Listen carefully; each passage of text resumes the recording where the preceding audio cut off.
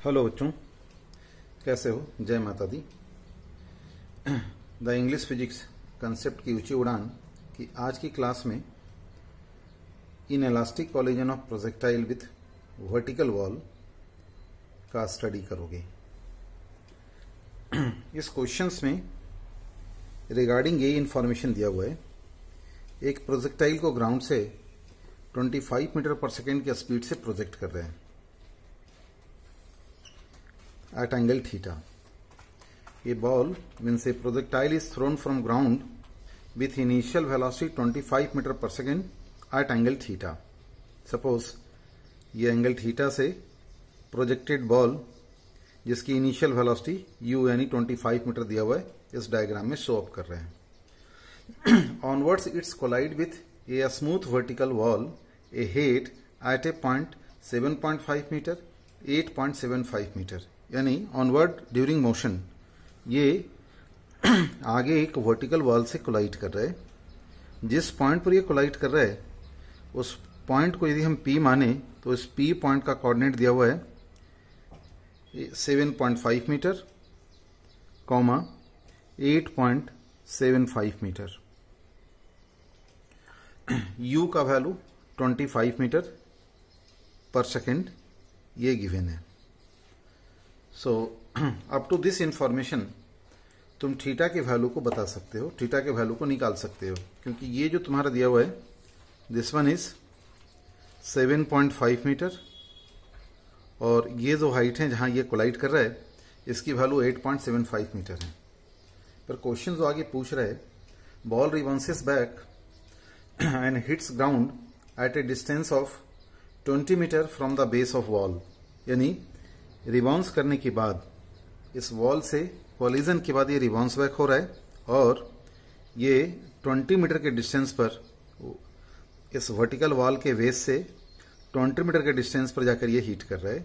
ऐसा क्वेश्चंस में इंफॉर्मेशन दिया हुआ है। सो कहता है इसमें find out rebouncing velocity of ball with vertical wall, यानी जहां से ये कोलाइड कर रहा है पॉइंट P पर, जहां कोलाइड कर रहा है वहां से ये किस वेलोसिटी से रिबाउंस बैक कर रहा है ये हमें पूछा जा रहा है। बेसिकली ये क्वेश्चंस में पहला तुम्हें ये जानना है, यदि ये बॉल ए हेड जहां से फेंका गया, सपोज ये पॉइंट हम O ले रखे हैं, ये बेस ऑफ वॉल A है, ये पॉइंट P है और ये पॉइंट C है, तो जिस पॉइंट से प्रोजेक्ट किया गया सामने एक वर्टिकल वॉल के पॉइंट P पर हिट कर रहा है जिसकी कोऑर्डिनेट 7.5 मीटर और 8.75 मीटर दिया हुआ है। इसके हेल्प से तुम थीटा का वैल्यू निकाल सकते हो। यानी क्वेश्चंस का फर्स्ट पार्ट ये जानना जरूरी है। जब थीटा निकल जाएगा तो before hitting at point P projectile की वेलोसिटी क्या है ये निकल जाएंगे, पर ये तभी निकलेगा जब पॉइंट P तक पहुंचने का हमें टाइम पता हो, यानी V जस्ट बिफोर कॉलिजन हमें ये बताना जरूरी है और ये बताने के लिए T का वैल्यू निकालना जरूरी है। यदि वर्टिकल वॉल के साथ, जिसमें ये क्वेश्चन में मेंशन किया हुआ है कि वॉल जो है वर्टिकल वॉल वो स्मूथ है, पर क्वेश्चंस में ये नहीं दिया हुआ है कि कॉलिजन इलास्टिक है।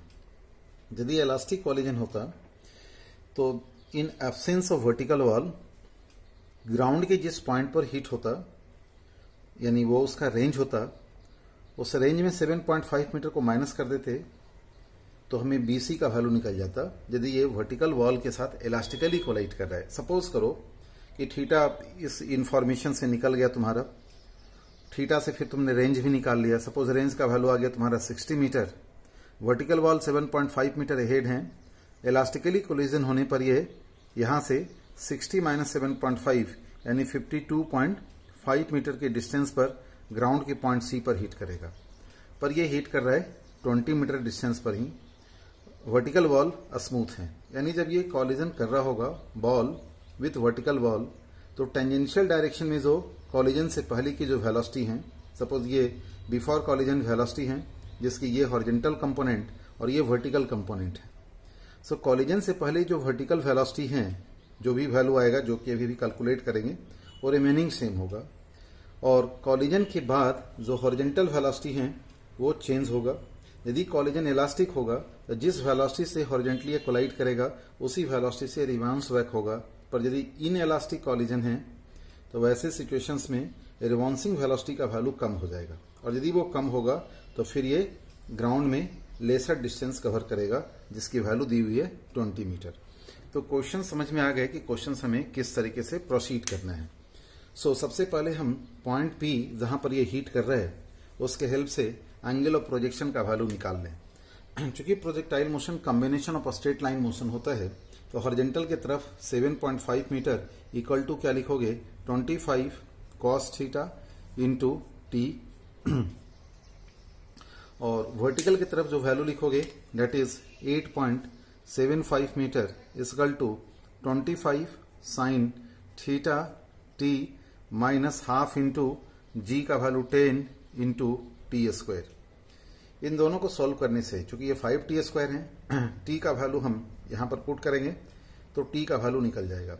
अल्टरनेटिव इसका और भी मेथड हो सकता है, पर इससे हम टी के वैल्यू को कैलकुलेट कर सकते हैं और थीटा का वैल्यू भी निकाल सकते हैं। थीटा का वैल्यू और टी का वैल्यू यानी यहाँ पर दो अननोन है और ये आसानी से सॉल्व तो नहीं होगा, ऐसा मैं नहीं कह सकता हूँ कि तुरंत ये सॉल्व हो जाएंगे, पर हम थीटा निकालने के लिए अल्टरनेटिव मेथड भी बता सकते हैं। अल्टरनेटिव मेथड हमारे लिए क्या हो सकता है, यदि इक्वेशन ऑफ ट्रेजेक्ट्री में पुट करो जिसकी वैल्यू क्या होता है y equal to tan theta x minus gx square divided by 2u square cos square theta, तो इसको भी सॉल्व करके हम थीटा के वैल्यू को निकाल सकते हैं, और थीटा का जो कैलकुलेटेड वैल्यू आते हैं वो 53 डिग्री होते हैं। थोड़ा सा यहाँ पर सॉल्यूशन में टाइम लगेगा, y का वैल्यू पुट करोगे, x का वैल्यू पुट करके, u का वैल्यू पुट करके सॉल्व करने से थीटा का वैल्यू 53 डिग्री निकल जाते हैं। इससे भी निकाल सकते थे, ये बेसिकली वही इक्वेशन है। आप क्या करो, इसमें y की जगह पर 8.75, x की जगह पर 7.5 मीटर पुट करके सॉल्व करोगे। अगला पॉइंट इसमें यह है, जब हमारे पास थीटा का वैल्यू निकल गया तो 7.5 मीटर डिस्टेंस कवर करने में इसको कितना टाइम लगेगा। हॉरिजॉन्टल की तरफ एक्सेलरेशन नहीं है तो 7.5 equal to 25 cos 53 degree into t. cos 53 का वैल्यू होते हैं 3/5, यानी ये वैल्यू हो जाएंगे 15t और ये वैल्यू 7.5, यानी t is equal to 7.5 divide by 15 करने से ये वैल्यू आते हैं 0.5 सेकेंड।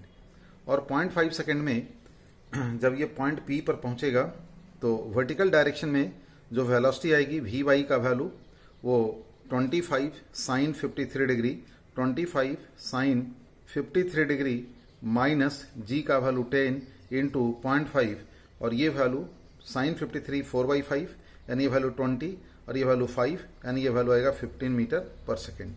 यानी हमने यहाँ पर दो चीजें इस इक्वेशन से थीटा निकाल लिया, और हॉरिजॉन्टल डायरेक्शन में चूंकि एक्सेलरेशन नहीं है तो इससे हमने टाइम निकाल लिया। इस टाइम को पुट करके हम Vy का वैल्यू निकाल दिए।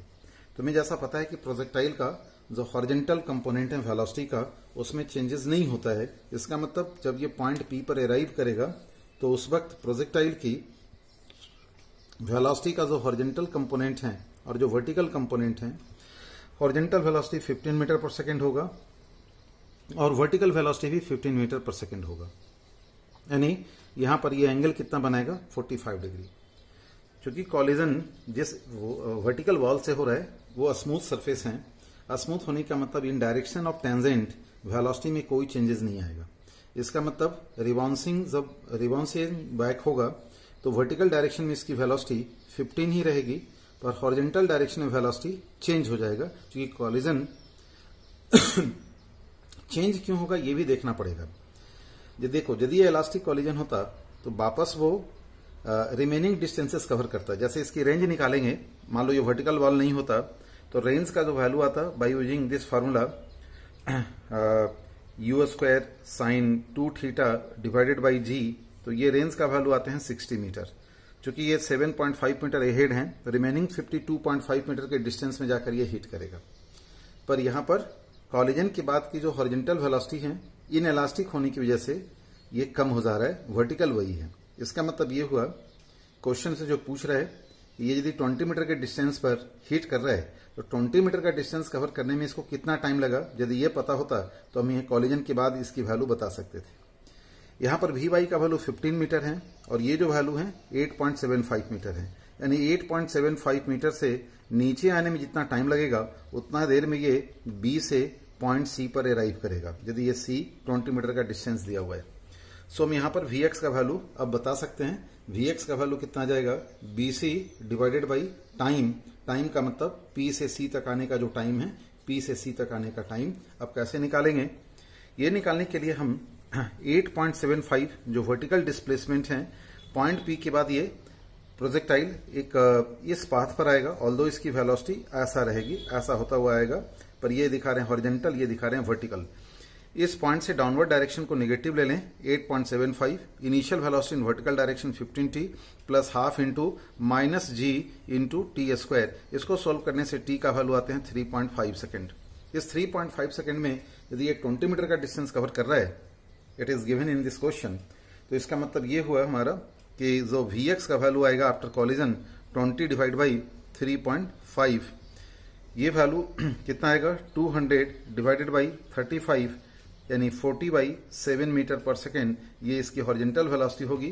तो क्वेश्चंस का फाइनल आंसर ये होगा, ये rebouncing velocity of projectile v is equal to 40/7 minus i plus 15j। This is your final answer. So this is a good question. इस तरीके से हम नेक्स्ट अगला कोई और नए क्वेश्चंस जो अभी तक जेई में उस नेचर के क्वेश्चन नहीं पूछे गए, बट वेरी सिमिलर जो जेई में आने की प्रोबेबिलिटी है लास्ट 10 ईयर्स के क्वेश्चंस को स्टडी करके क्वेश्चन जो फ्रेम करते हैं, तो अगले क्वेश्चंस कुछ इसी ढंग से उठाएंगे। आई थिंक तुम्हें अच्छा लगा होगा और इसको एक बार वापस जरूर देखना, मल्टी कंसेप्ट है, अच्छे लगे होंगे। Thank you.